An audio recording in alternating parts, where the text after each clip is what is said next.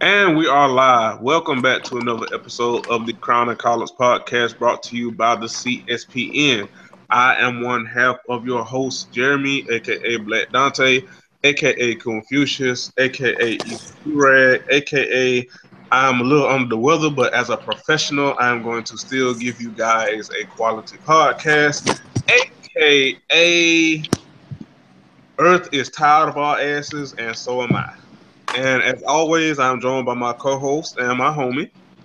What's going on, y'all? It's Dan, aka Jamarcus, aka the air quality is literally shit in the Pacific Northwest, and I ain't got time for it today. But I'm gonna give y'all a good show all the same. That's all I got. Can't be funny right now.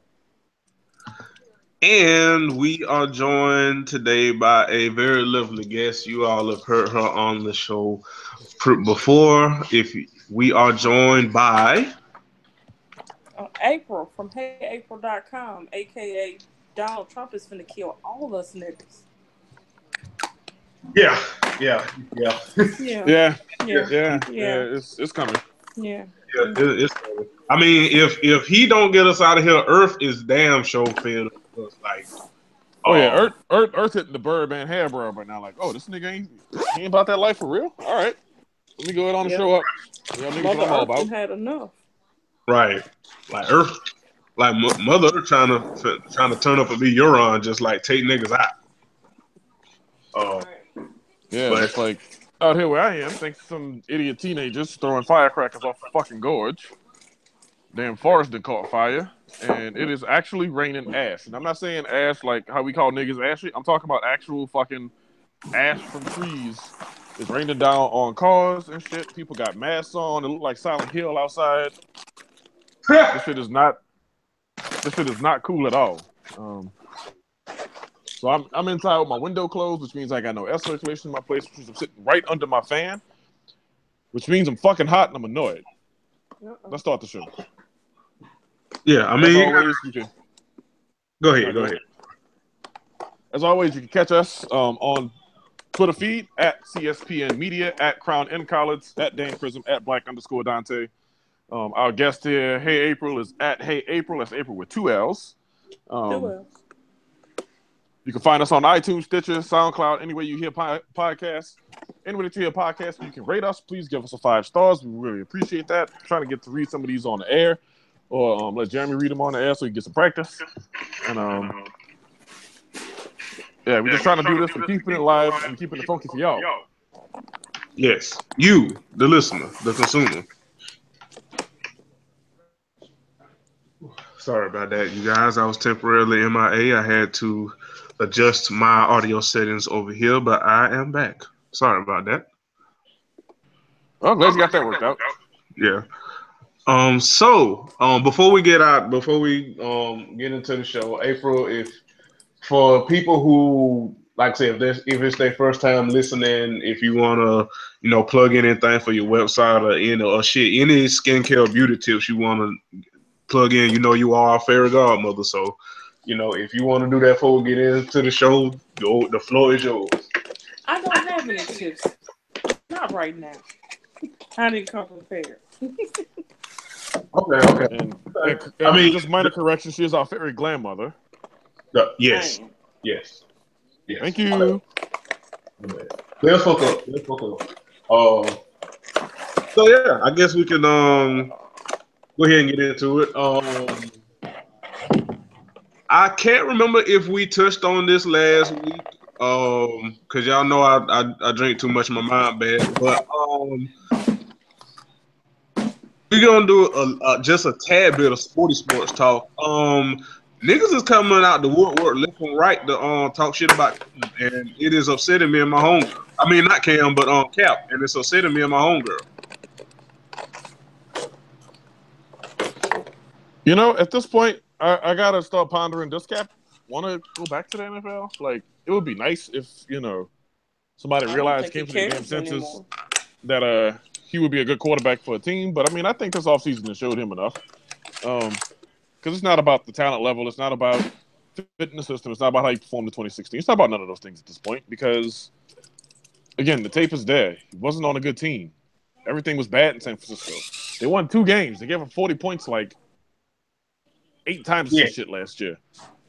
They're not a good football team. They picked second in the draft for a reason. And that reason was not Colin Kaepernick. For all y'all out there who still trying to say that.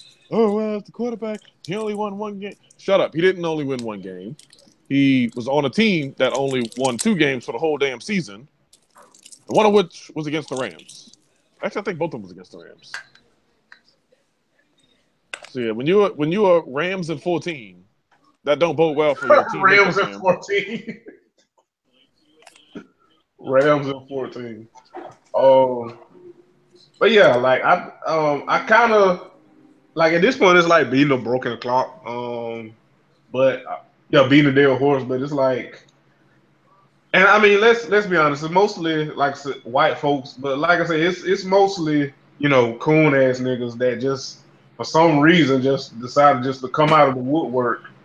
And I think probably the most, well, at least the most recent, like what the fuck one was Jim Brown.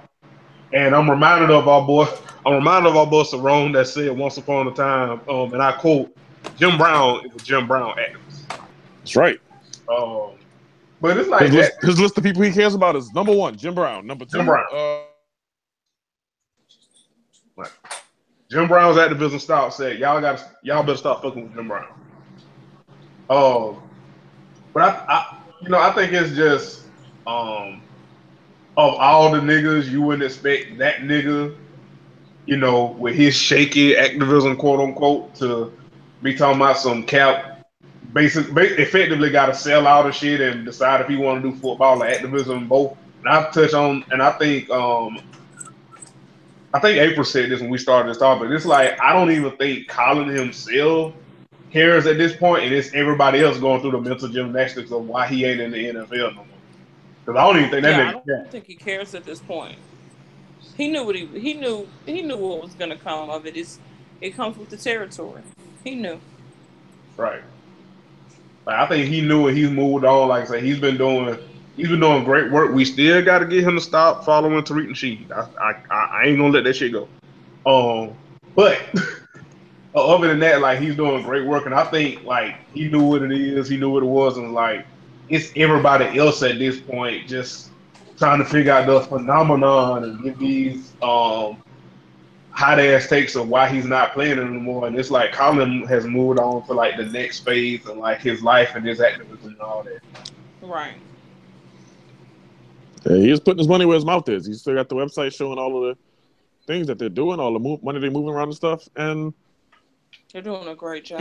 It's still some bonehead calling sports talk radio talking about, using Colin's not in the league is because he's disrespecting the troops, and it's like, have you talked to the troops about this issue? Because none of them seem to feel very disrespected, and many of them call a lot of the drive talk radio I listen to, and they all seem to be in consensus that we not bothered by his protests. We okay with it. That's cool.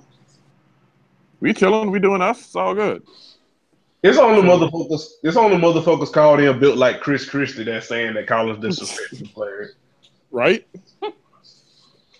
It's a motherfucker at a Make America Great Again having a goddamn foodie calling in to talk radio talking about he disrespecting the player. We know with some real tree and shit. Right.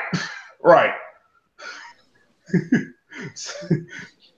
Right. But yeah, as far as that, niggas is cooning to try to sell out Cap. Surprisingly, I saw this earlier today. They asked fucking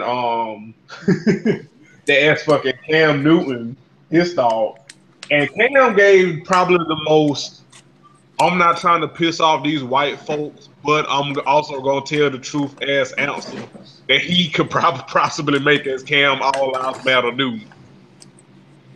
And he basically said like it's unfair, and Colin should be playing like he's better than a lot of the quarterbacks in the league now, and it's unfair how he's treating them. But I'm still gonna focus on playing the 49ers on Sunday. Can we take a quick moment to give a shout out to Cam Newton's little brother, by the way? He's the quarterback for Howard University, who was like a 45-point underdog to UNLV, went to Las Vegas and beat them in the football game. And Howard University got paid 600 G's to go out there and beat UNLV in the football game. Can we do that? Can we take time to acknowledge this motherfucking HBCU excellence real quick? Yes. Thank you. Yeah, that actually happened. They won 43-40. They actually needed to come back at the end of the game to win, but they jumped out to a good lead on UNLV. They was busting that ass early, and then UNLV put their shit together. But in the end, the real HU pulled it off. Yeah, I said it. Somebody from the Institute wants to have words with me about that, but they feel away. We could talk. I'm not really going to say a whole hell of a lot. I'm just going to let you talk through it. Yep. I think that summed that up pretty nicely. That's And what I do, fam. And yes, football season is still approaching. I'm still in one. Shut the hell up, Dan. Your team. Hold on. Let me do this real quick, and then we're gonna move right on. So, your team is about to play a football game on Sunday, right? Yes. Against the Bears. Against the Bears. Okay. I'm only bringing this up because our boy Jeremy wanted me to, and you know I hate him. Y'all got the same team, and y'all petty. But I'm only bringing up sports talk because he asked me to. That's the Okay. So Jeremy, there's your shout out. There you go. So all right. So and yeah, I know who this St. Jeremy is. What's up, boss? But you know I love you, Jeremy. But damn you, Sunday when the season starts. But you know I love you. Let's see. So the season starts on what, the 9th? Is it? Kickoff is the 9th. Kickoff is the 10th. Sorry. Yeah, football season kicks off. Well, the Thursday night kickoff is 2 days from now. 1 day from now. By the time y'all hear this. But yeah, September 10th is when the season opens. And I don't know how you feel, Jeremy, but if my team blew a 4-score lead in the Super Bowl, I would want them to apologize before they started playing meaningful games again. That is really all I would ask for. I would just say, hey, can y'all just apologize for doing that to us, putting us through that? And then getting the team to go down and apologize to y'all as fans before they take the field for the first game, for the first kickoff. And just say, fans, we are sorry for putting y'all through that in the Super Bowl. We won't do it again. And just leave it at that. It could be open-ended about it. They ain't got to say, oh, yeah, we're going to go back. And the next time we go, they ain't got to do all that. Don't be selling no Wolf tickets. But at least apologize for the shit that y'all actually did already. You know what they're going to do? They're gonna apologize about opening up the Chick-fil-A on Sunday. They're not even going to do that, fam. The Chick-fil-A is for the soccer team that's going to be playing in the Mercedes-Benz Stadium. It ain't even for the Falcons fans. They're gonna get to eat at the Chick-fil-A once. And it's going to be against my Saints, of course. But they get to eat that Chick-fil-A once. Hey. They can't move Chick-fil-A off them godly sentiments. Falcons can't do that. Falcons blew 25-point lead in the Super Bowl. They can't do that. Nobody moved Chick-fil-A off their block. They ain't open on Sundays nowhere. Not even in heathen country. And you think a team that just blew a damn 25-point Super Bowl lead gonna get them to open up the dang on Chick-fil-A as reparations? I'm letting you get all this side knocking. We ain't talking about this. We ain't talking about sports through the whole damn season. Oh, you get all this shit out now. Oh. Nigga, I will shut this shit down. Like it's a game. All right. It will be the Crown and College podcast featuring me and my friends. That's fine. I'll bribe Classic not to air. It's fine. Bribe, okay. Let's see how far that go. I don't know how I'm gonna do it, but I'll do it. I'll find a way. I'll Liam Neeson the shit. Don't forget, I could give Classic a finished product. Keep that in mind. Okay, why you want to ruin the jokes with facts though? Yeah, see,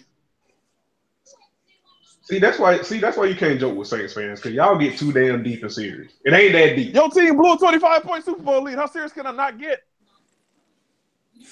How serious am I allowed to not be right now? I don't know that you. I'm not being serious. These are jokes. Your team did that. I'm just pointing it out. That's all. You pointing it out because you're petty. Pointing it out because it happened. Minor details. Nigga, you will point out anything bad that happens to the Falcons because of your favorite team. Hey, my fault nigga scored 2 points in a playoff game once. I mean, in fairness, I would do the same, but that's not the point. It is not my fault. Y'all scored 2 points in a playoff game once. Boy, them 2 points could have saved y'all from losing to the Patriots in the Super Bowl. Y'all might not have blew a 27-point lead, but you sure blew a 25-point lead. Ouch. You know what?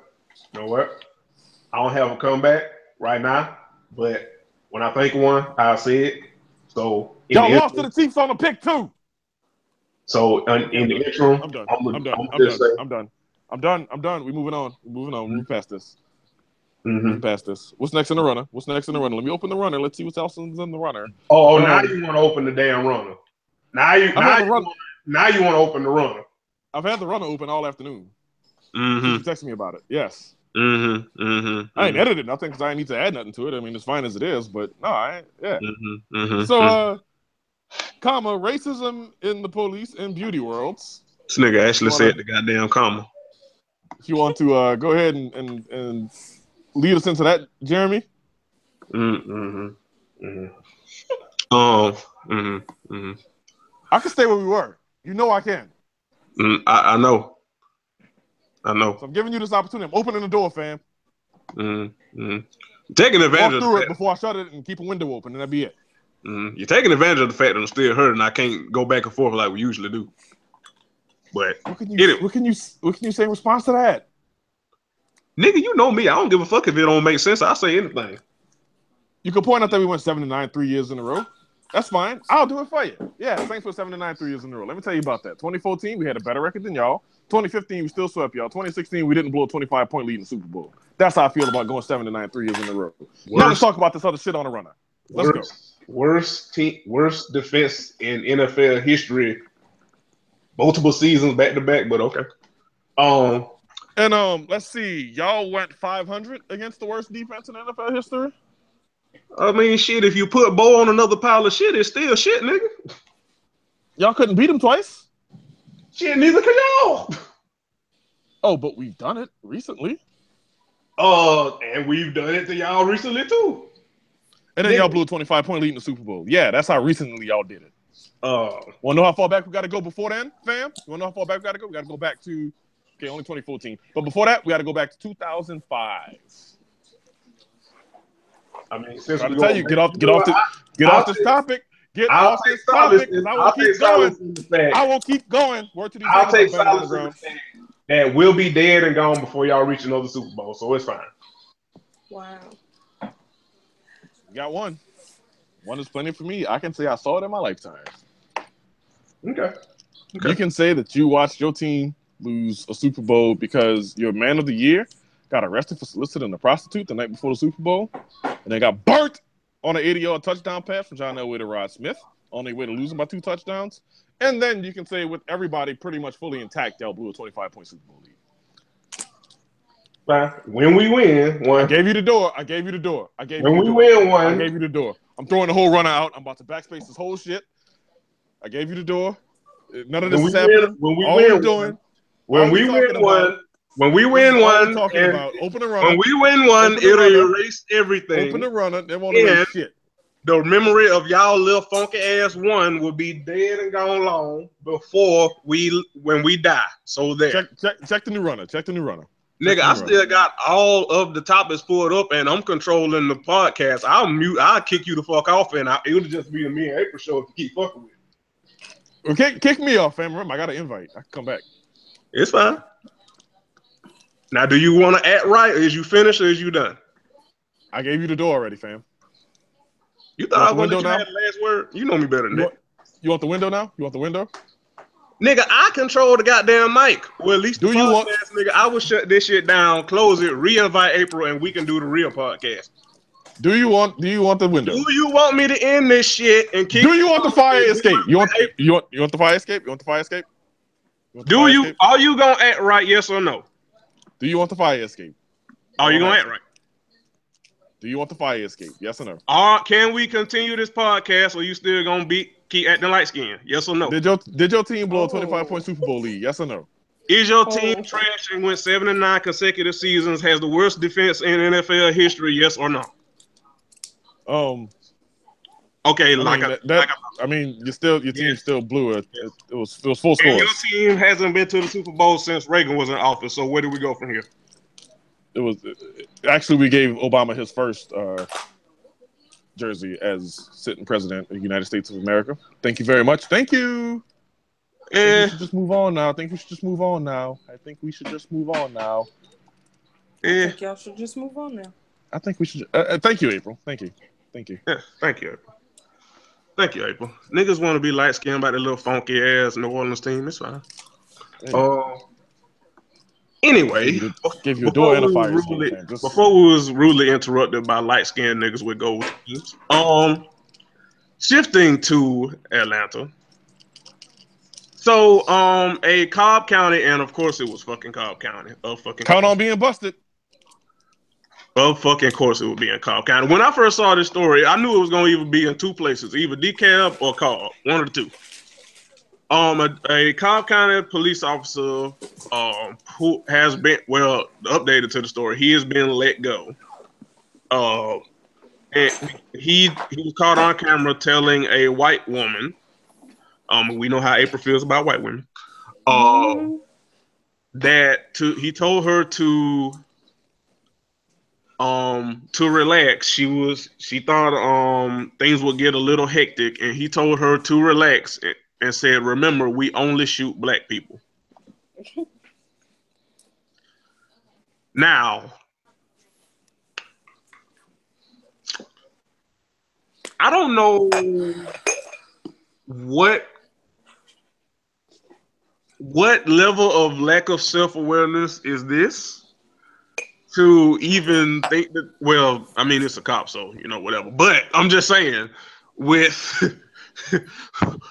you would think, especially in a city like Atlanta, with the highest state of awareness about police and policing, and with social media and Snapchat and Instagram Live and all this shit where you can record niggas, you would think that you would have enough cognitive dissonance to not even say this shit even as a joke. But he died on his own sword because his body cam caught it. She didn't even have to record it. Right. But just the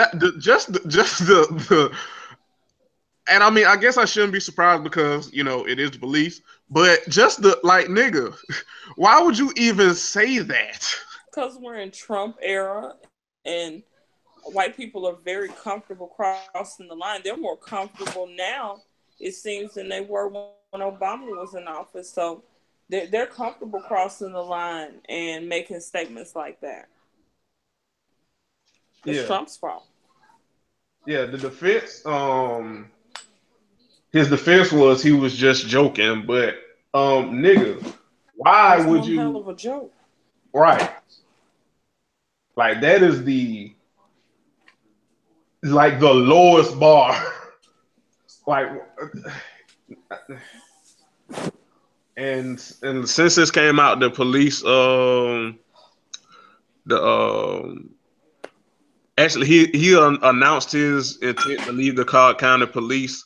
And there was a presser when the police chief said that he would be let go and that he does, not support that. Does not support that, saying it was. I don't know what was in his heart, but I know what came out of his mouth, and we do not condone what he said. But it's like, I'm like, for me, it's like lip service because it's like I don't trust the police. You know what I mean? Right. Like. Even if y'all say it's lip service, even if y'all say that, y'all don't support it, track record has shown, well, actually, friend, right? Y'all do support this shit. You know what I mean? And I don't know, I don't know who you trying to fool here, but it ain't me. I might have been born at night, but it wasn't last night. And so, but yeah, he's been let go and all that good shit. But just Jesus, the level, like I said, the lack of self-awareness. Where is Daniel? He's muted himself.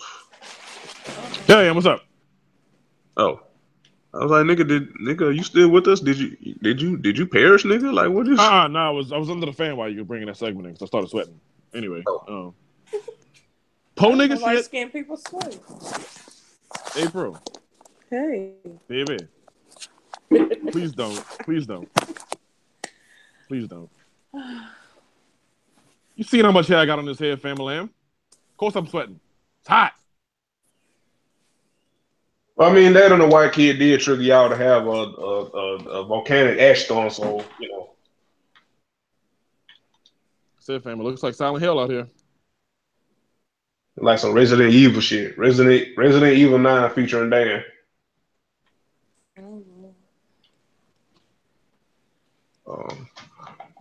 But let me see. Well, I paused it. I would wonder because I wanted to, get your opinion or get your thoughts or whatever. I thought you had to step out the room or some shit. No. I mean, like I said, COB is an acronym for Count on Being Busted. So it is of no surprise to me at all that the police from out that way were even like capable of saying some shit like that, let alone actually going ahead and doing it. Thankfully, this nigga did get fired. Of course, the problem is he didn't actually kill anybody. He just said that's what goes down, and he got fired. But the ones who actually kill people seem to keep their jobs for some reason. That's the shit I don't understand. That's shit I don't like. But hopefully we can get some more accountability, like on this note at least, if nothing else. Because yeah, I'm tired of people who look like me dying in these streets for no reason at the hands of cops, and the cops not having to do shit for it. So right. So keeping on with this schism. So like I said, April is our resident on CSPN on Fair Glam Mother, and this is kind of in her alley. So why the fuck when we not have our own? So was it last week, April? That this shit popped off? Yeah, this started last week. So yeah, it started last week. So there are two blog. What are they? Are both of them beauty bloggers, April, or just one of them is a blogger and the other one is a YouTuber? Or they both? Which one we talking about? The Monroe lady from the United K? We'll get to her in a minute. Which one we talking about? You talking about Kathleen Light and Jacqueline Hill. They're both vloggers. Okay. So two white women in the words. Two white women. Two white women. But Caitlyn is a 25-year-old white girl. She was caught on camera, well, on a Snapchat video saying "nigga" around her friend. Hold on. Let me correct you the way some of her fans corrected me. She's Cuban. She's Cuban. She's Cuban. Do her fans two white women? Is pretty much. I often say, do her fans also look like they in the 53%? Mm-hmm. Exactly. So yeah, two white women. So Caitlyn was hanging with her fellow friend fellow white woman Jacqueline, and Jacqueline recorded Caitlyn saying "nigga" on Snapchat and posted it, and it started a shitstorm last week. And this isn't the first time we've seen some schism come out of the beauty world. And of course, April, this is your area's expertise. Is like it's at least in the past month we've seen like different people from that kind of realm just be on some racist shit. Like, is this shit? And I don't want to turn this into something like an interview, but is this shit kind of common, and we just don't know about it? Yeah, racism in beauty is very it's very common. That's like the tip of the iceberg. But shout out to retrograde, Look, exposing everybody. But yeah, it's common. It happens all the time. Most of us don't get any love anyway because we're black. The beauty industry is very white dominated. Everybody's a white woman. I think that's Everybody's a white woman. I think that's April's vice for everything. It's a white one. Yeah, it's a white woman. It's a white woman behind it all. I mean, you're not wrong, but it's just hilarious. Like everything, every vice that April has is it's a white woman. Behind it, yes, yeah. I mean, you're not wrong. You're not wrong. No. But yeah, so she got caught on camera saying nigga, and goddamn, she went on a whole ass damn. Cause I think I was on with April at the time, and she did a whole ass damn thread of an apology that wasn't really an apology. At first it was like she was only apologizing to her readers, but she never really specified if she was apologizing to the black ones. Because Right. for a moment, I think I thought she was inclusive. I thought that she was, not one of those, but it was a shock. It was a shock to see. Right. Or to hear. You don't want to be cliche, but you thought she was one of the good ones, quote unquote. No, because I know better than that. But I just thought, when it comes to most of these brands and when it comes to most of your non-black influencers, you just kind of brace for it. And so I guess I had let off of my brace, as far as she goes, and thinking, oh, she's not that bad. But I was wrong. Let us fuck up. Yeah. But yeah, I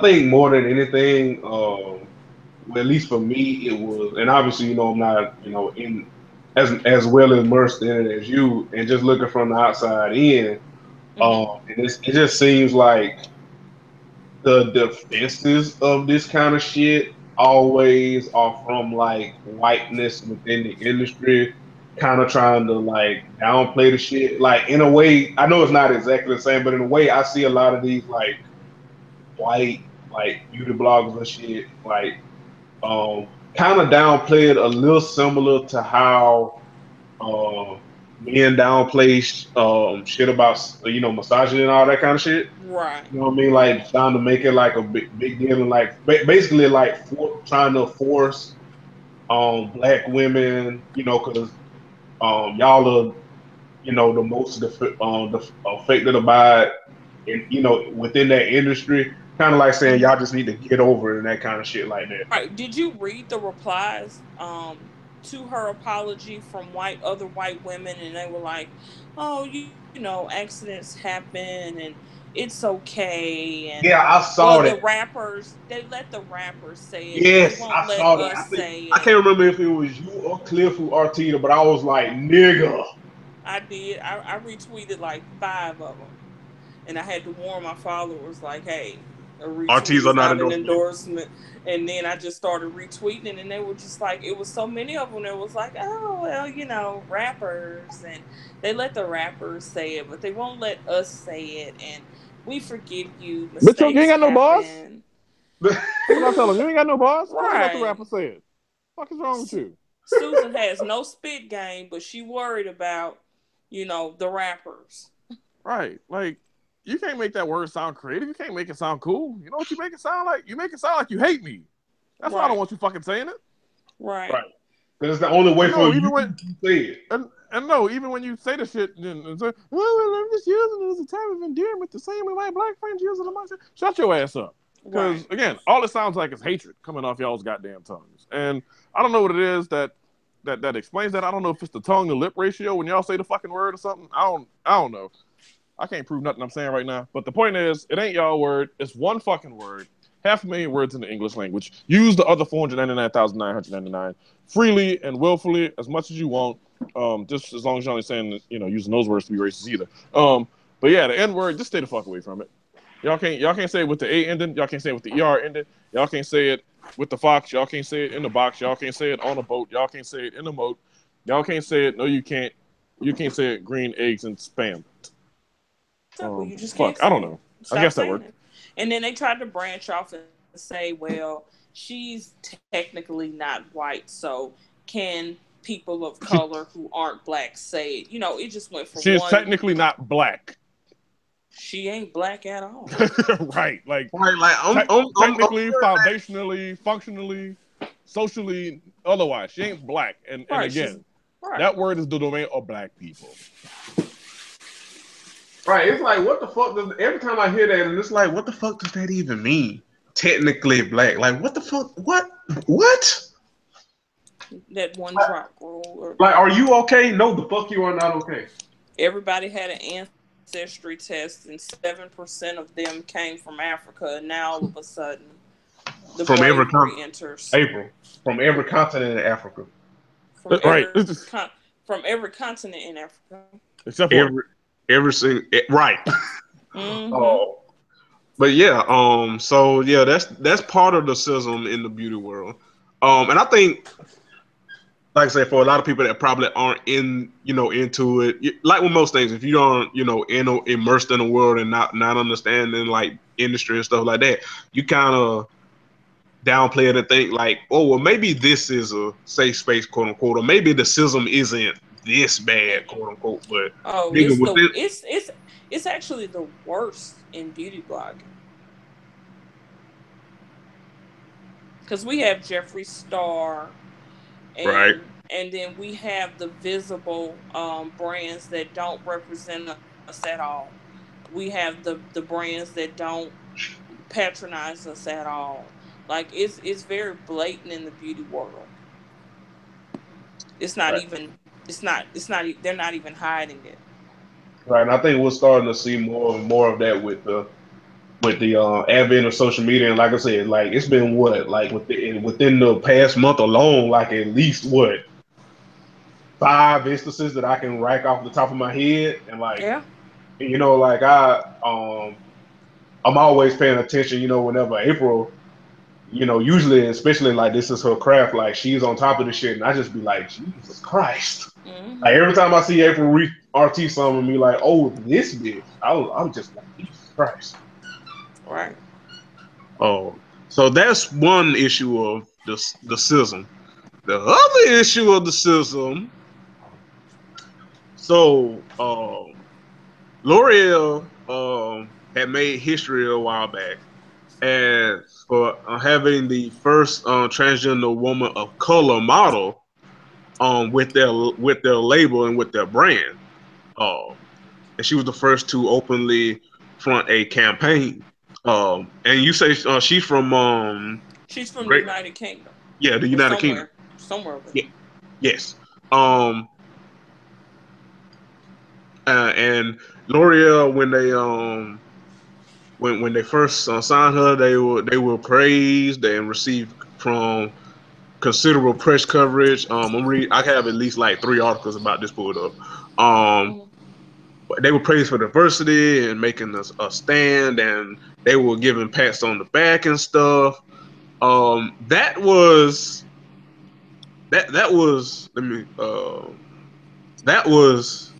She was only the ambassador for what, 3 days?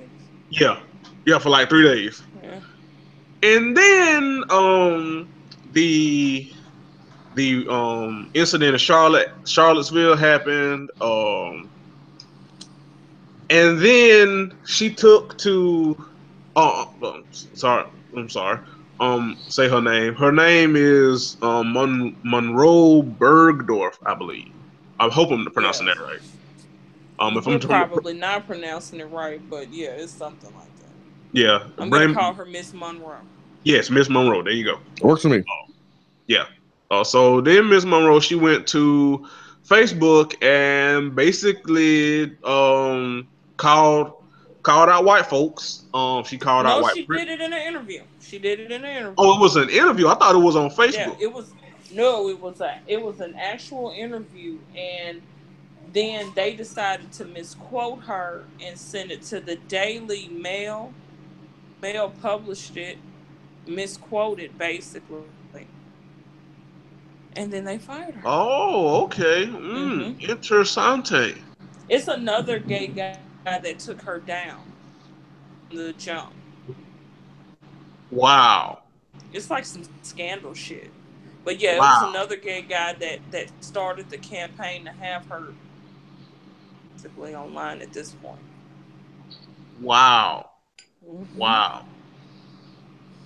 Well, it now see that part I didn't know. I thought because Mm-hmm. initially the one the article that I read was like she put it on Facebook and then L'Oreal dropped her because of Facebook post. You say it was an actual interview where she said this.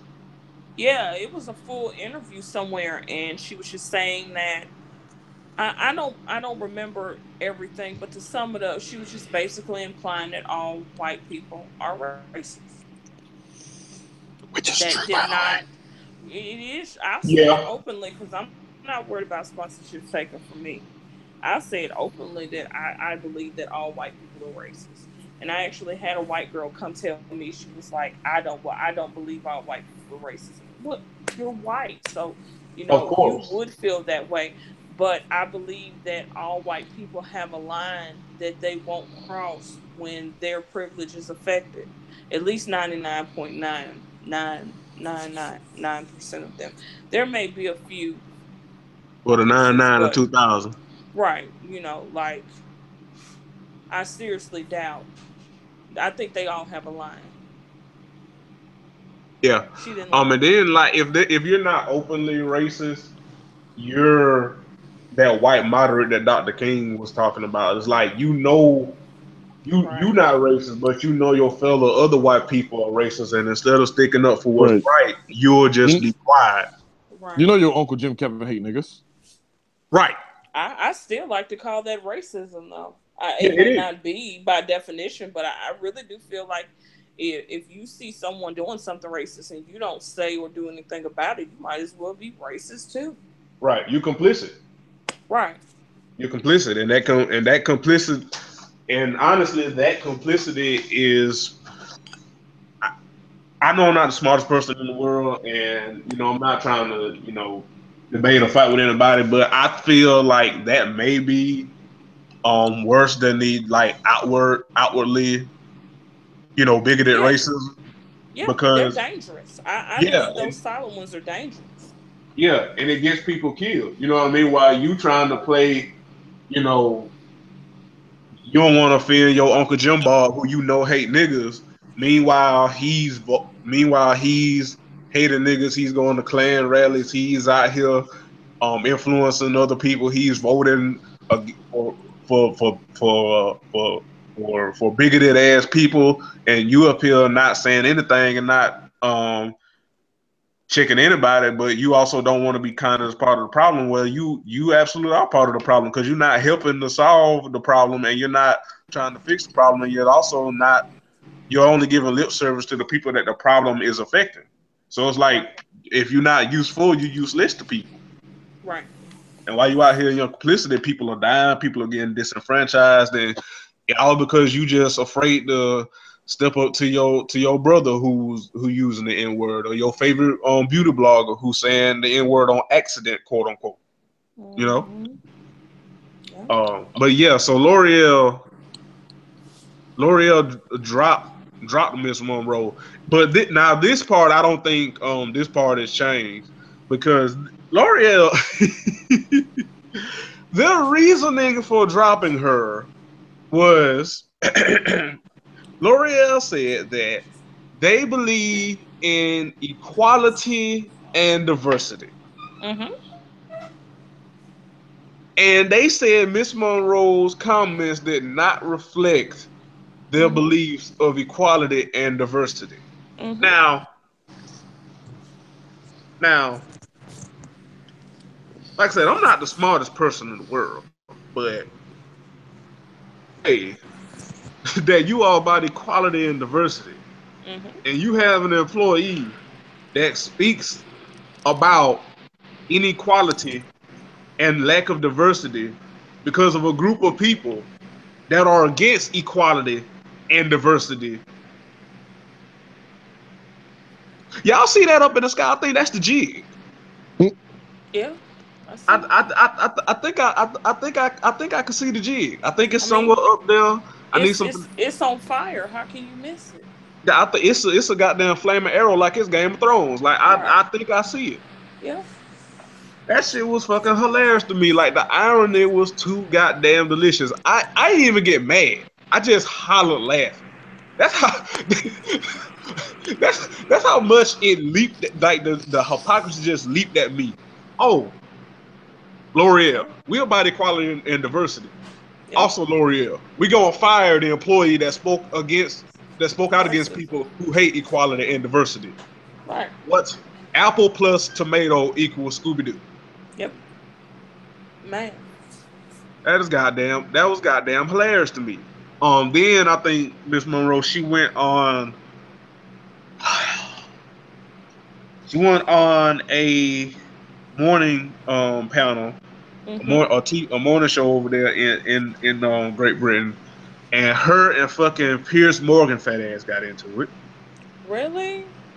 Yeah, I saw that. Missed that. I saw it moments before we started recording. Yeah, I do have the article. I'm gonna watch. That's gonna be my homework tonight to watch. I gotta pull it up here. We're gonna talk about it. I gotta pull it up right now. Last week, the British model, DJ, and activist, goddamn, Miss Monroe out here. Wonder Woman. She out here, Wonder Woman. Go ahead now. Goddamn. Was dropped by L'Oreal following. See, they have the wrong information here too, because they saying it's a Facebook post, and April just said it wasn't. Well, maybe it was. I thought it was an actual interview. Maybe I'm wrong. You know what? It could be all of them if we keep.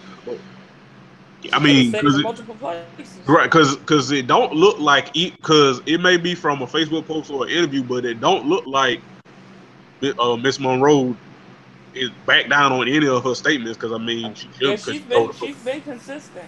Right. So she told the fucking truth. So either way, it seems like she was like, I said what the fuck I said. Right. Well, here's the post that was said to be deleted. Honestly, I don't have the energy to talk about the racial violence of white people anymore. Yes, all white people, because most of y'all don't even realize or refuse to acknowledge that your existence, privilege, and success as a race is built on the backs, blood, and death of people of color. Your entire existence is drenched in racism. From the microaggressions to terrorism, you guys built the blueprint for this shit. Welp.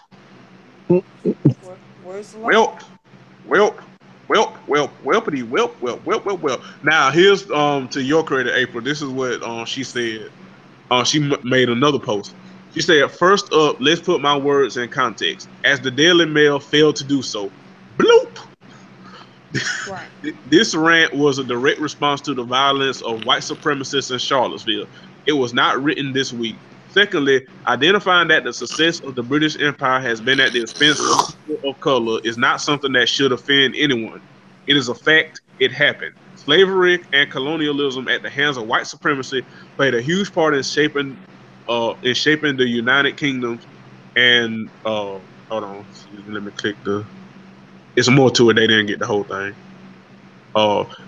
In shaping the United Kingdom and most of the West as it is today. We don't have enough show to read the whole thing, but you can get the gist. She ain't lying. She ain't telling not one motherfucking lie. So after that, she's 29 years old. Go ahead. And then she appeared on Channel 4 News to further clarify her views.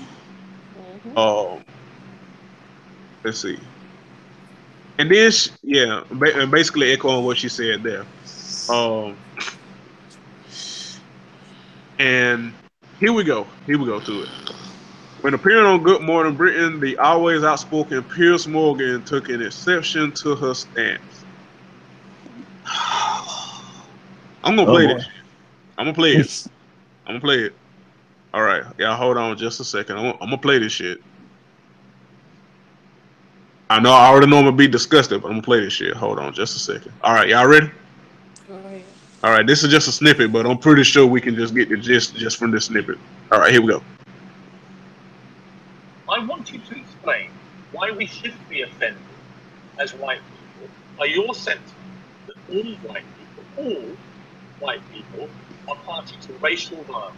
Because socialization has placed white people in a certain privilege that means that if you are not dismantling racism or helping to dismantle racism, then you are part of the problem, because that makes you complicit. You need to actively work with people of color to put diversity, which this campaign was about, into place. And when L'Oreal fires me speaking about the origins of racism, then that goes completely against what diversity is, because the reason why we need diversity is because we have racism. You don't think any white people on the planet are currently living with this? I didn't say that. By implication, you say I'm talking about a structure. That is what you're saying. I'm talking about a structure that all white people. I'm talking about society. I'm not talking about literally every single white person. I'm talking about society, and all white people exist within that structure. Bloopity bloop bloop bloop bloopity bloop bloop bloop. Now, they don't have the video for it, but here's what the fuck Piers Morgan said after she said that.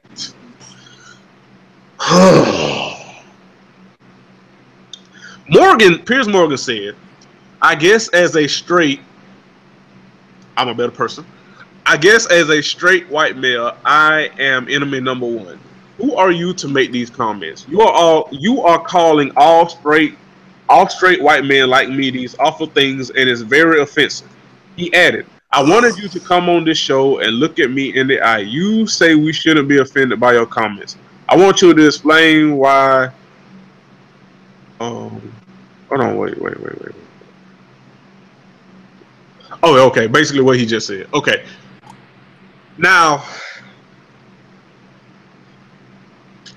before I pass it to Dan and April, I would just like to point out that, and because of who I am and who Dan is and what we do on this show, I can't help but point it out that what I read, what Pierce said, sounds very similar to how niggas be when people say men are trash. I'm just saying.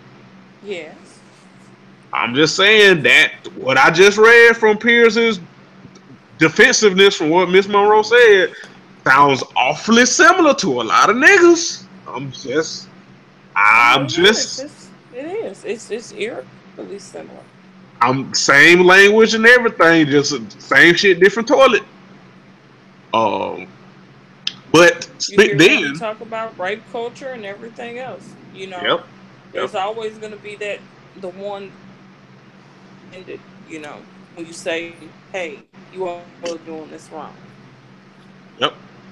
Oh, speaking of, I think that ties in perfectly. I didn't even plan to do this, but go ahead. But this woman is on it. She retorted, some of the things you say, she talking to Pierce, some of the things you say are sexist. Instead of taking it personally, why don't you think of being part of the solution? Sexism doesn't come from women. It is caused by men. Good God damn it. I'm gonna favorite this shit and share this motherfucker every goddamn time niggas getting their damn feelings. Cause woo shit. She says talking about racism isn't causing a divide. Society has placed all white people. Oh yeah, okay. She said, I don't regret my words because I am an activist. I'm not going to say a bunch of things that people will like. Yes, I said all white people are racist. She sounded like April. But that's because they all have access to white privileges. I'm not talking about yeah. Okay. All right. Oh, and then the other person kind of tried to play both sides and shit, but whatever. But yeah, so first Monroe was getting it from L'Oreal. Now she had to deal with Piers Morgan's goddamn Cisco built ass. And all the cyberbullying. All of them. Every single last one of them. Only because she spoke the fucking truth.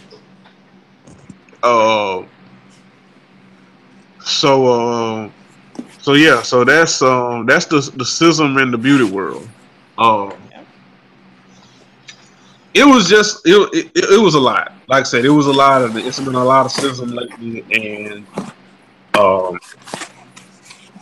Oh, one more thing. Speaking while we're on this topic, and being that this was a trans woman of color, I wanted to bring this up, because, well, at least I wanted to talk about it, because we've been on my mind for a minute. We just hadn't had a chance to talk about it on the show. So, and I know this happened weeks ago, but it's off show. So, a few weeks ago,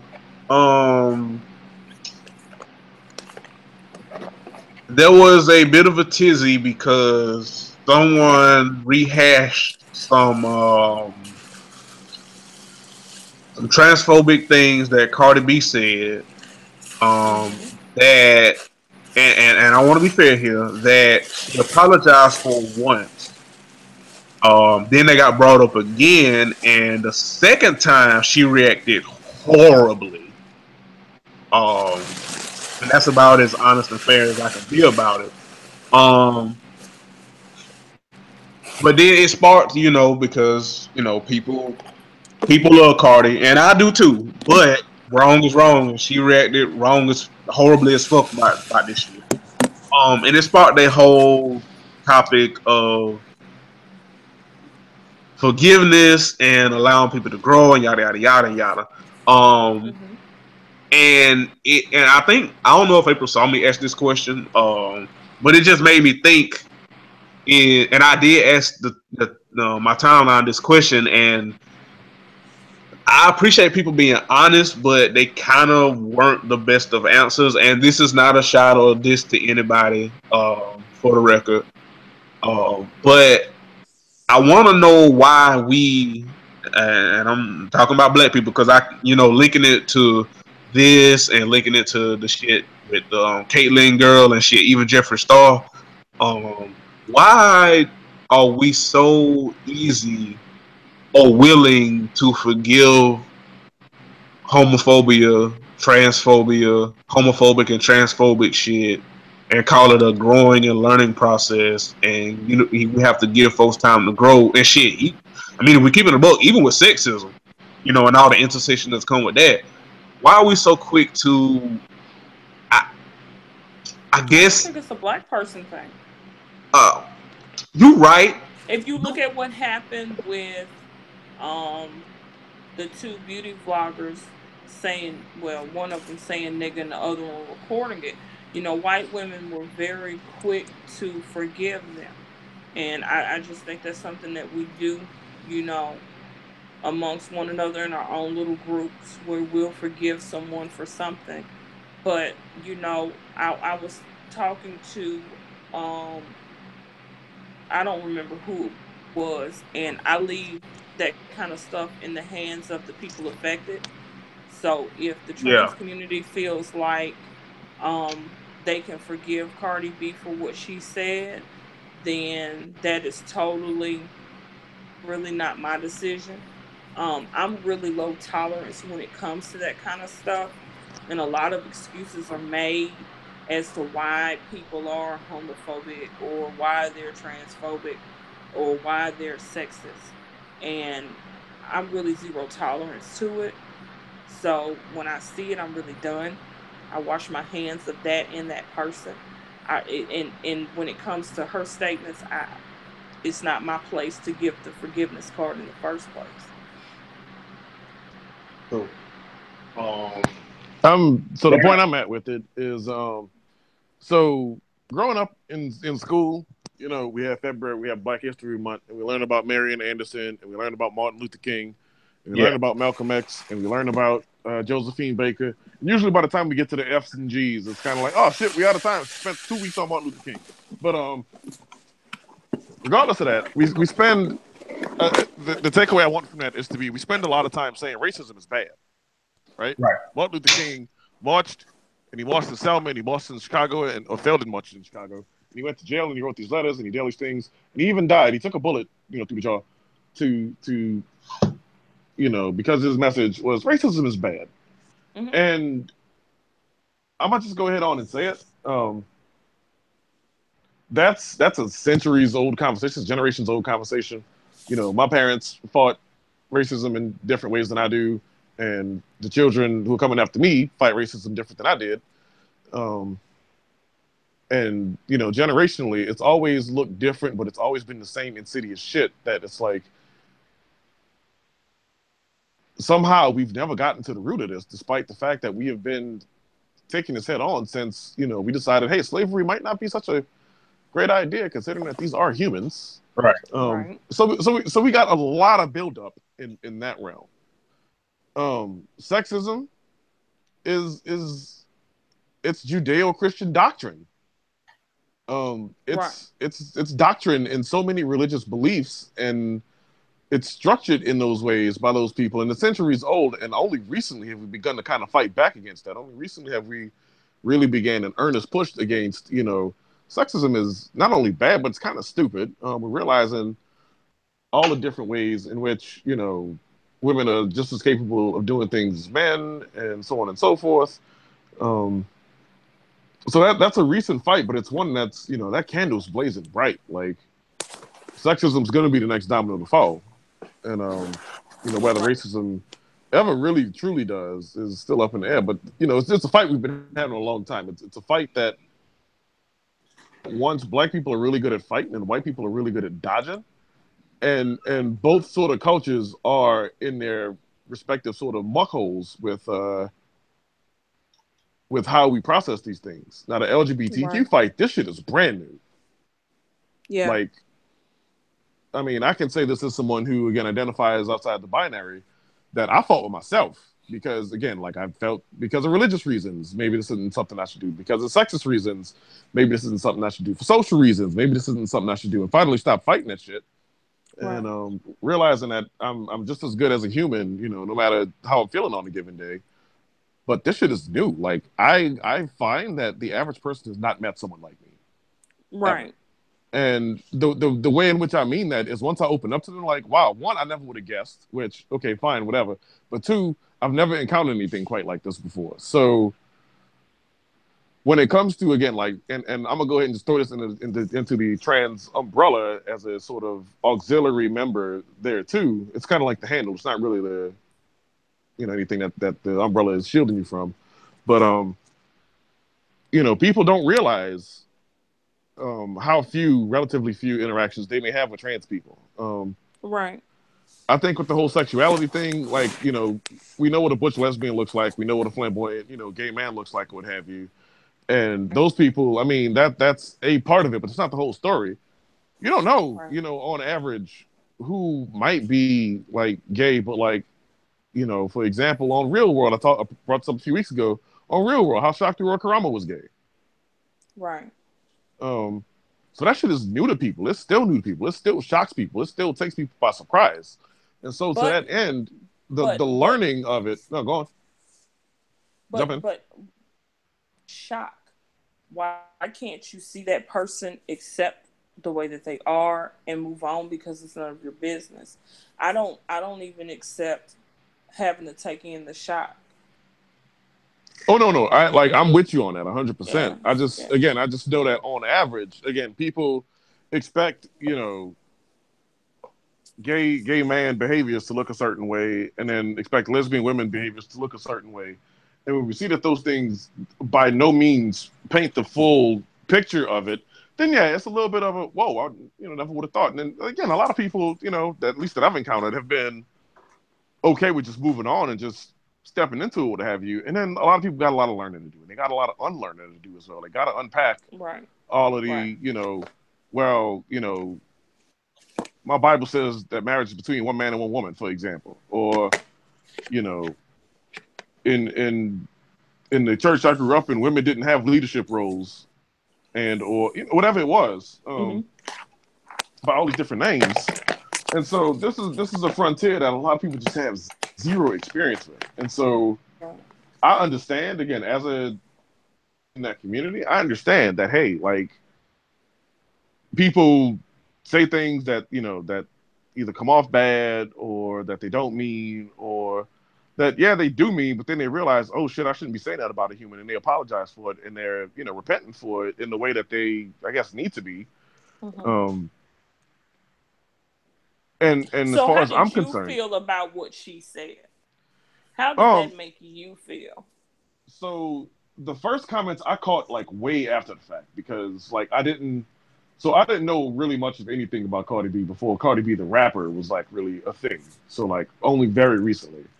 Mm-hmm. And I think that benefit of time and distance and sort of separation from how fresh those things were and people who were like into like pop culture and things who knew that versus me, like I kind of feel unqualified to say, oh well, I feel XYZ because again, I had so much distance from it. Mm-hmm. Um, I But can I say mean, just I taking can it as it is. I mean, if anybody would have said that, if my man cheats on me, I'm going to get him drunk or whatever she said, get him inebriated, and Yeah. I'm going to have a trans woman. Like, never mind that. Pretend anybody said it. right. It's still No, very offensive. it is, and it's offensive, and it's so ridiculously outlandish that it's like I'm at once offended, and then like and that's really about that kind of action.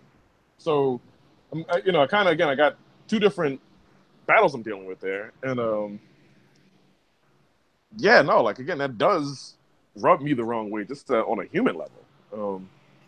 And no, I would hope that someone who said that and was told, hey, look, that's not a cool thing to do, would then step up and be like, yo, on second thought, yeah, that was bad of me. I fucked up in that way, XYZ.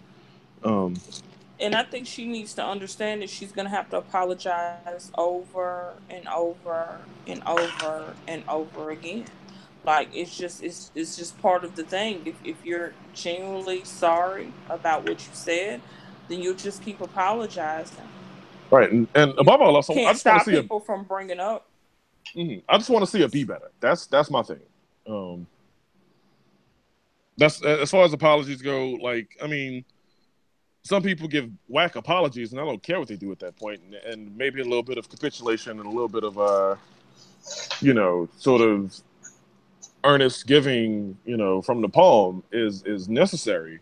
Hmm. Um, if you act like an asshole in your apology, now say something stupid. I mean, we've all put our foot in our mouths about various things. Like I mean, I can tell stories about dumb shit I've written, said, thought in my life, Yeah, same. that I've certainly evolved from, and my walk in life, and the sort of the battles that I stand on the proper side of, like dictate and show a level of transcendence above what I might have said when I was 17 years old. Right. And so again, like I hold people to the standards they set for themselves. And so if the standard you set is like, look, I'm real repentant about this. I'm just gonna be better about it in my walk in life going forward. I'm gonna go, all right, cool, prove it. If you're the type who every time you're asked about it, you're gonna go right back into like apology mode. All right, cool, do that. But again, I find that trying to hold people to my standards just leaves me high and dry more often than it doesn't. And Sure. I'm off that shit. Like I'm off that shit. Sure. Just as a human, period. Like don't be what I want you to be. Be what you want you to be. And if we not on the same wavelength, then so be it. We go our separate ways. It's peace and chill and simpatico, and you do the best you can do in your life how you do it. But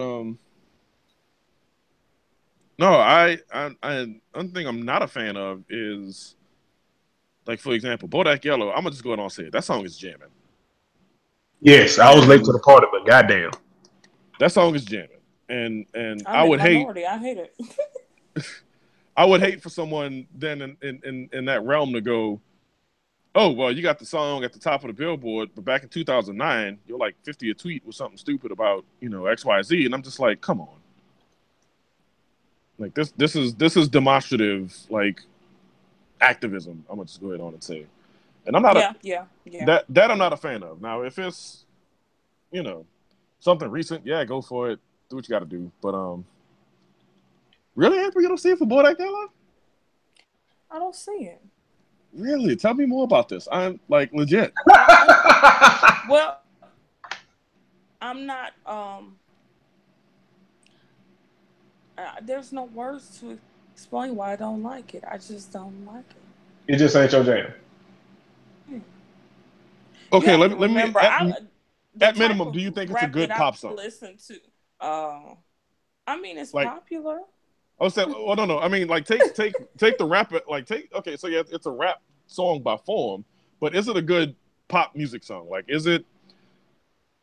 Yeah, I guess you. Yeah. Okay. Yeah, it is. I'll be fair. Yeah, so it's a really good pop song. How it stands in the rap annals of time. I mean, I try not to do that with recency bias and or like you know favoritism bias based on shit I grew up with or whatever. But Right, and see, I then like that's it. what I was finna say. Like, I have favoritism, so when you come from listening to Lil Chat and Gangsta Boo and stuff like that, and then you hear something like that, it's like, Right, because okay. they was spitting, yo, like right, like I came from Mia X and Trina, and so like, yeah, no. Yeah, no, I I mean, oh, go ahead. No, go ahead. It's on you. And like the whole reason I brought this up, and like I said, this isn't like an argument or anything, but one thing that y'all said, and I actually was talking to somebody about this earlier, and I always find it interesting that usually, and I'm talking about us black folks. I know April, you was like, you know, you don't think it's necessarily a black thing because you know the white women's was, you know, caping for old girl, and you know that's to be expected. And I get that. I'm not disagreeing with you there, but but at the same time, it's like, of course they are because they white. You know, they operate from a place of privilege. I think with us, and the reason I ask that is because usually when it's racism, black folks we like get told, you know, by white people, you know, forgive and all this that and third, and we like, fuck that shit. Fuck y'all niggas. We don't have to forgive if we don't want to. You know, y'all knew better. If right, y'all was in the class to learn about Martin Luther King. Y'all know better. Exactly. But you know, like I said, when it comes to like a lot of LGBTQ stuff, then a lot of times, especially you know, cis hetero black folks, we become the white people in that situation. Right, and that's just a speaking of privilege. I don't even think it's a forgiving thing. I just think that's privilege. Yeah.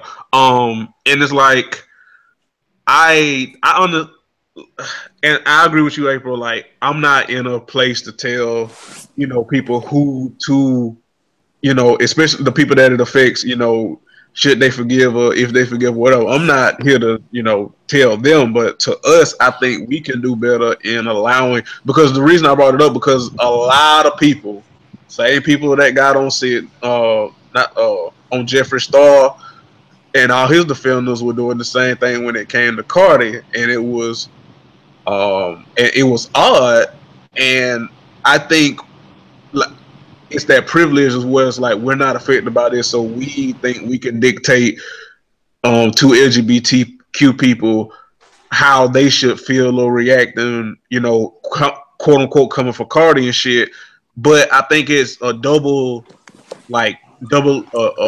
another knock when we're telling people that also look like us that's in that community that y'all basically have to get over it because we like Bodak Yellow. I don't think that's right.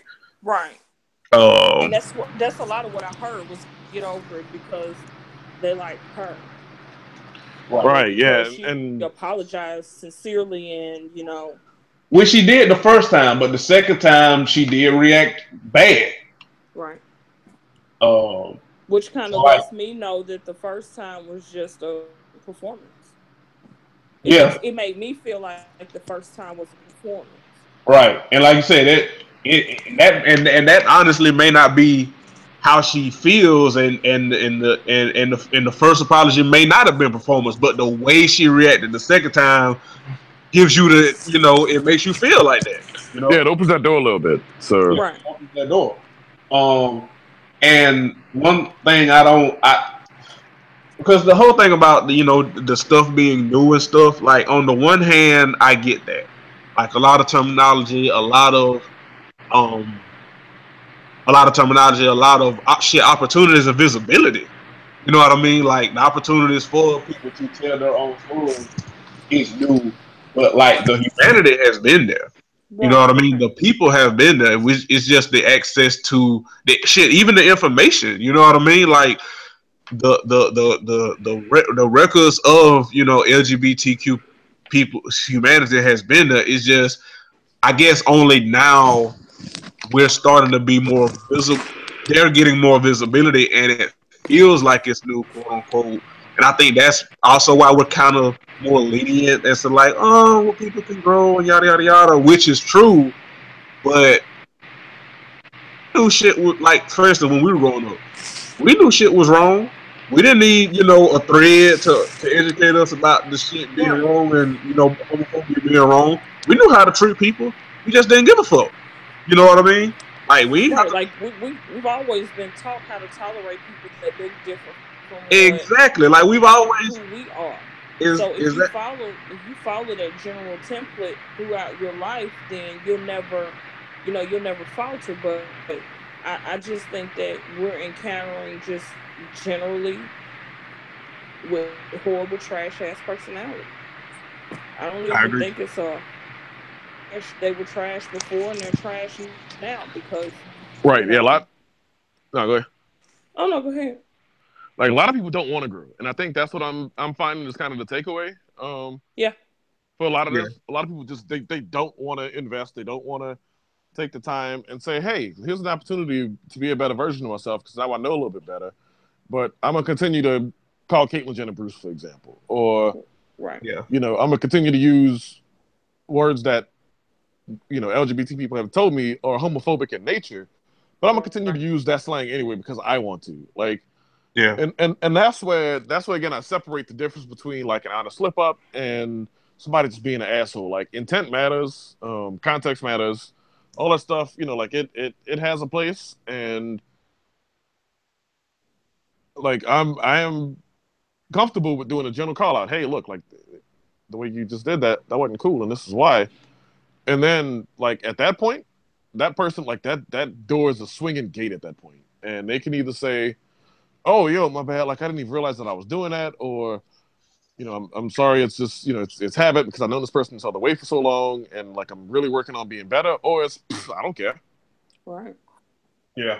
And I think we have I don't want to say, I think we're more inclined to give people the benefit of the doubt that they are growing and changing, when honestly, if we're keeping all the way 100 and funky, we have no reason to think that.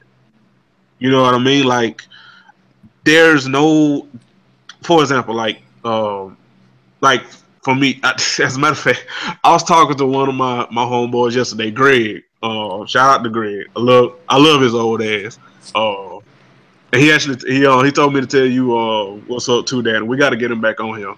But I was talking to Greg, and we were talking about men, and how men are socialized to be trash, and how we need to do better and stuff. And I was like, I know niggas is problematic as hell, and we socialize to do a lot of dumb shit, but it's my hope that niggas will grow out of this shit and niggas will change and we'll be better and all this. And Greg old ass was like, Jeremy, these niggas ain't shit.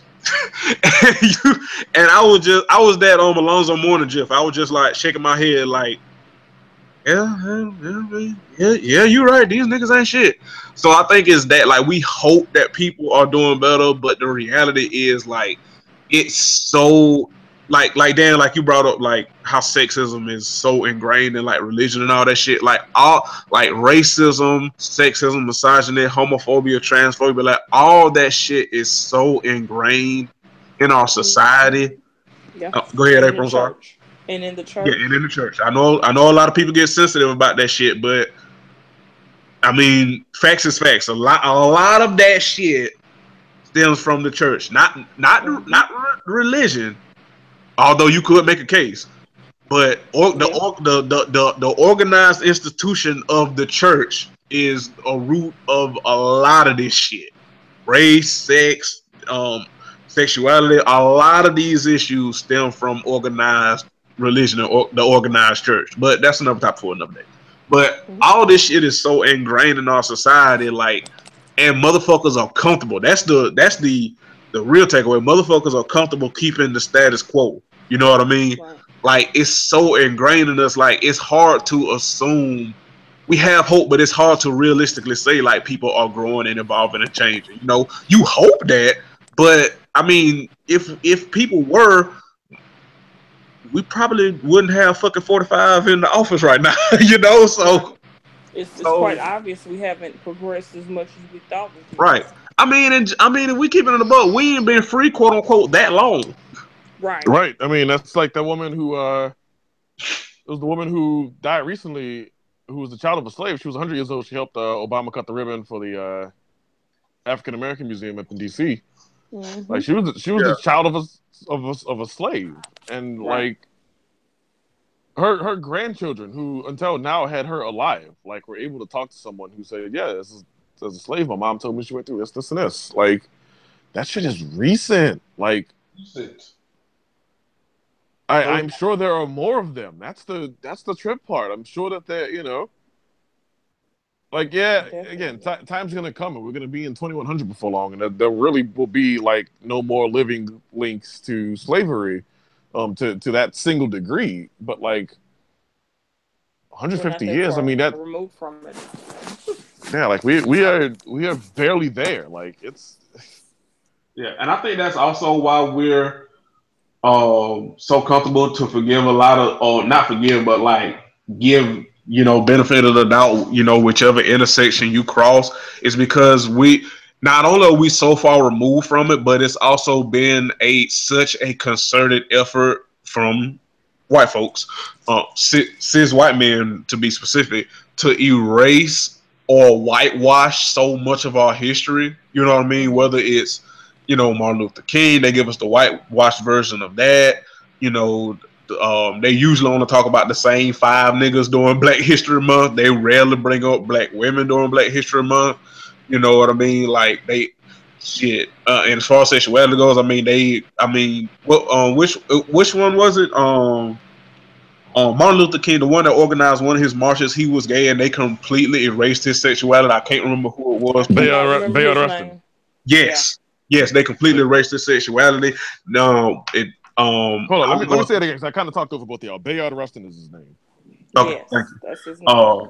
And then when it comes to LGBTQ things, you know, I know when I was growing up, and we were going, it wasn't taught in schools. Like they didn't teach us any history, any of that. I had to learn on my own and stuff. So it's such a concentrated effort by the powers that be to not only like try to make us forget and forgive, quote unquote, but also erase the recent history of all the other intersections that basically don't make white people, and specifically cis white men, look as bad as they really are.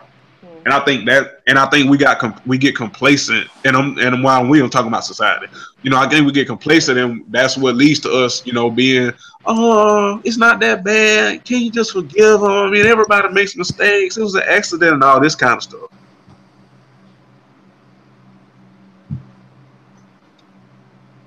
Okay, nobody? Cool. Okay, all right. No, we all here. We yeah, just kind of nodding here. my head I just think I'm church swearing right it's now. A privilege issue. I don't even think I think we're quick to forgive things, especially when it comes to the gay and trans community, because we're heterosexual and we have that privilege. Cisgender, yeah, and or cisgender. I think that has a lot to do with it, more so than just opening arms to everybody who's Black. It's just a privilege thing.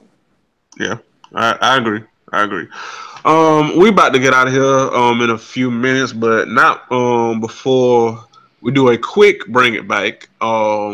Is this the first of the month, or you know, the first time of the month, and y'all know what it is. We got an album to review, and this episode's album that we're reviewing is the Anytime album by Brian McKnight, his third album that was released September 23rd in 1997. I hated this album, by the way. For the record, I did not plan this. I didn't know Dan hated this. This was not me trying to be petty. I did not plan this at all. No, okay, so let me qualify that. I wasn't crazy about it when it first came out. Later in my like young adult life, I enjoyed it plenty. And now I'm at a phase I'm just like, it was formulaic. Yeah. I think it was an okay album. It's not my favorite Brown McKnight album by any stretch of the imagination. But I think it was okay. You know, it wasn't trash. It wasn't a classic. It was just okay. Yeah, like if I had to Yeah, rate I it to agree. like video game trilogies, it certainly would be Super Mario 3 as far as third albums go. It wouldn't be Super Mario 3. It wouldn't be Final Fantasy 3. Hell no. It'd be like Double Dragon 3 maybe. Like it was there, thanks. You know, kind of thing. Right. Ninja Gaiden 3. It was there, thanks. Like appreciate that kind of deal. Not more Right. than Yeah, that. it was there. It wasn't horrible.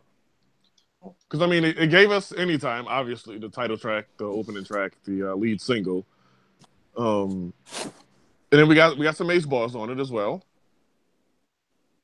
Yes. Yes, that happened. Anytime we get maze balls in, is a good time in my opinion. See, and okay, so I see what it is. This was an obligation album. That's why it was so It was a transition formulaic. album. It was the album that he had to do on the contract before he moved from Mercury to Motown. That's Oh, right. well, then Yes. that explains it. Yeah. Perfect sense why it was just okay. Yeah.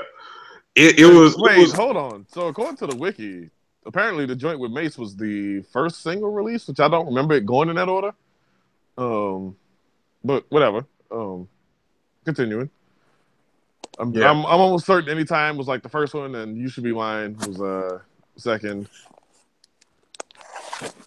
But right. anyway, So let's just talk about that one. Yeah, this was basically all right, y'all niggas still gotta pay me, but fuck it. Album. Like I say, it wasn't trash. It was just okay. But you could really tell the difference in production from this album, like I say, his last album on Mercury, to when he moved to Motown in the Back of One album. You can tell the difference just in the production alone. Yeah. Holy shit! So, I mean, he gave us Back in One pretty much like right away, right? Like right out the gate. Not right away. Actually, Back in One probably would have been a better bring it back because that was September '99. Yeah. But I haven't listened to Back at One in a long time, so I listened to Anytime today, realizing how much I thought this was a Milquetoast album. Yeah, it was. Go ahead. Okay, so again, Anytime is inoffensive. It is an album you can listen to and go, "Oh, I listened to Brian McKnight today." Now, I will say this about Brian McKnight. I need more of that grown and sexy music. I need more of that show me how your pussy works. I need more of that I'll show you how your pussy works. I need more of that how he got his post-grad in physiology and how that means he knows everything about a woman's anatomy.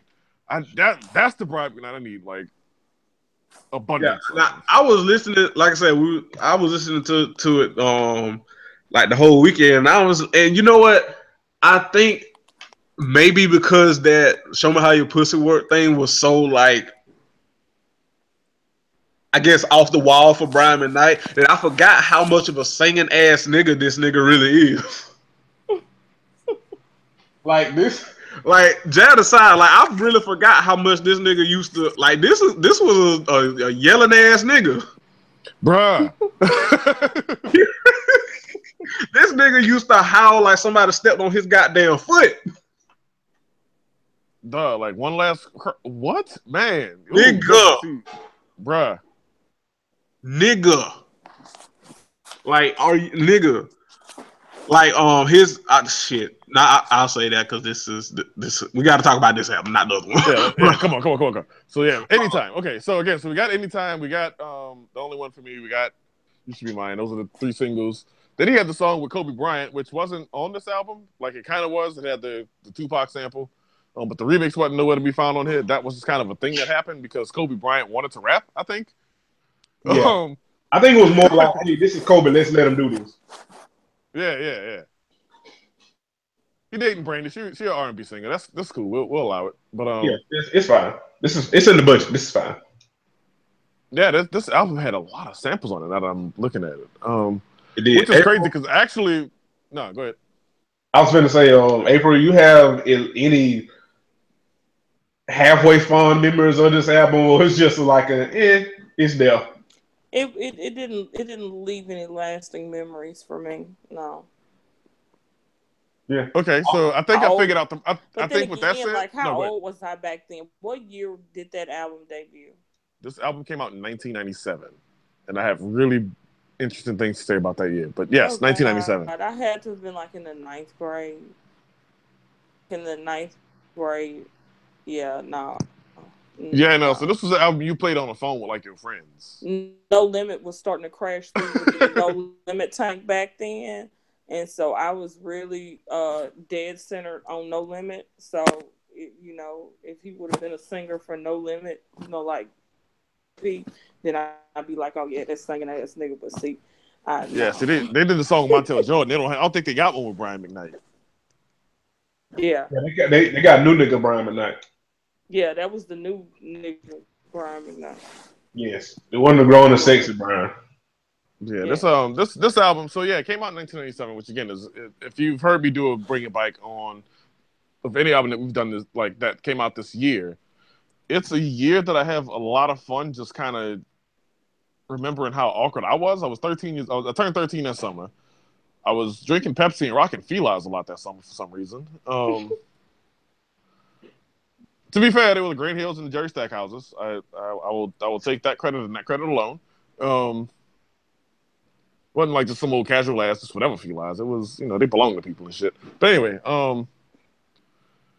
and yeah, I just remember it being a profoundly just weird time in music. Like Michael Jackson had that Blood on the Dance Floor album. Pearl Jam had One and all the videos that came for it. I think the Godzilla soundtrack was that summer also. Maybe it was 98. It was a strange year in pop culture in general. The dunk contest was whack. The Super Bowl was whack. The NFL season was whack. The Bulls didn't win 70 games the second year in a row. They won 69. It was whack. It was 1997. Really 2017. 1997 is just the year that just did not have staying power.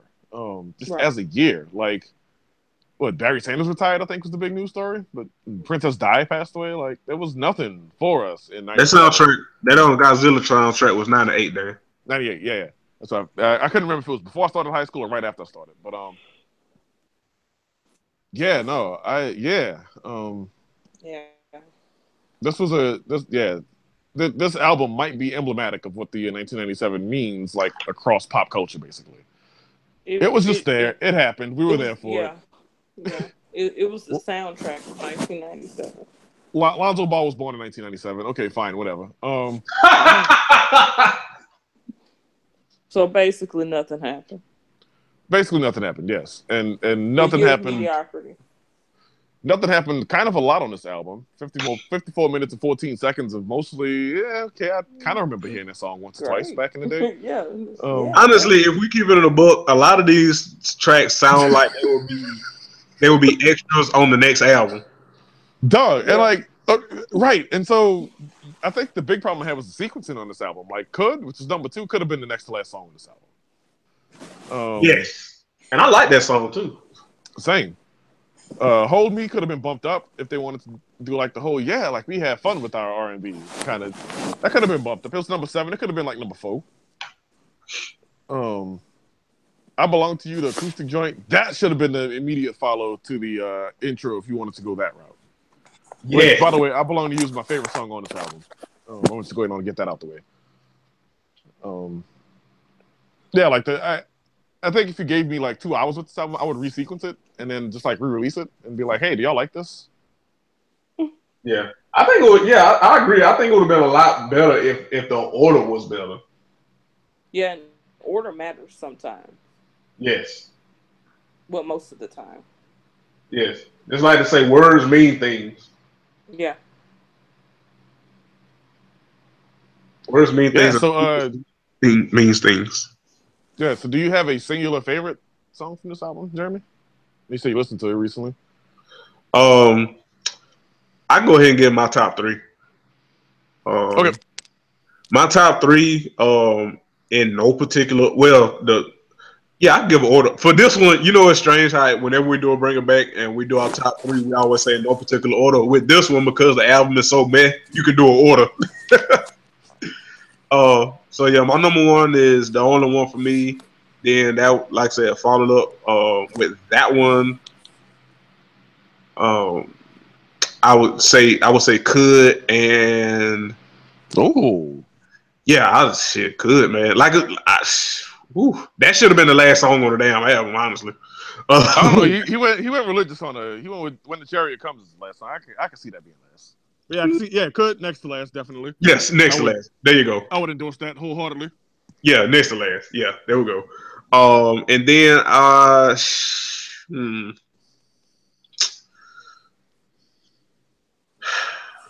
really like It's a Tie. It's a Tie. You know what? Fuck it. Oh, here we go. I belong to you because I didn't want to go cliche and do Anytime, but I also like I Belong to You. You know, but I split. I like I Belong to You a little bit better than I do Anytime. All right, yeah. So again, my top three are the last three songs on the album. I think that's a very fitting ass way to close this podcast out. Unless April, you wanted to throw in anything on this? No, I don't think I have anything. The truth is, I'm tired. I am. Not even that. Sleepy. Just it's way past my too, bedtime. I'm living on the wild side right now. Jeremy, look what you did, man. Anyway, so yeah, with that said, yeah, again, my top three are pretty much those three songs. I Belong to You, Jam Knock, and When the Chariot Comes. It shows a lot of Brian McKnight's versatility, which is why I like that little 3-part ending to the album, given the way it's currently sequenced. Again, I would have put those in 3 vastly different spots on the album, but whatever. Again, strong finish to an album that, again, just kind of is the Kanye shrug of Brian McKnight albums. Okay, question. He just released a new album. Have we heard it? I haven't gone through it yet, but see, my problem is I'm stuck in this really weird wormhole of exploring a lot of lo-fi music that's out. I'll talk about that next week. But no, I didn't know he had a new joint out yet. I will Genesis. I will. Hey, look, I will go check it out. Definitely. I think I'm gonna listen to it while I write. Wait, hold on. Genesis is a book in the Bible, and I don't like that if we're talking about grown and sexy Brian McKnight. I don't know how I feel about this. I don't know which one this is. He has a great beard, so it might be biblical. You know, right? R&B niggas can go from trash to the church pew like 10.5 seconds flat. So you have to be careful with them. That Genesis might mean he gonna take her to heaven, and it might mean go to heaven. So, really quickly, I just want to confirm something real quick that I think is still true. Oops, that's not the way I'm going to find that out. That's also not the way I'm going to find that out. Come on, Twitter, work right for me. Okay, so Brian McKnight, remember when he came out with the song and everyone was like, that ain't really him. There ain't no way that's actually Brian McKnight. This was in 2012, April 2012 when that happened. I remember where I was and everything. His bio on Twitter is still 5.5 years later.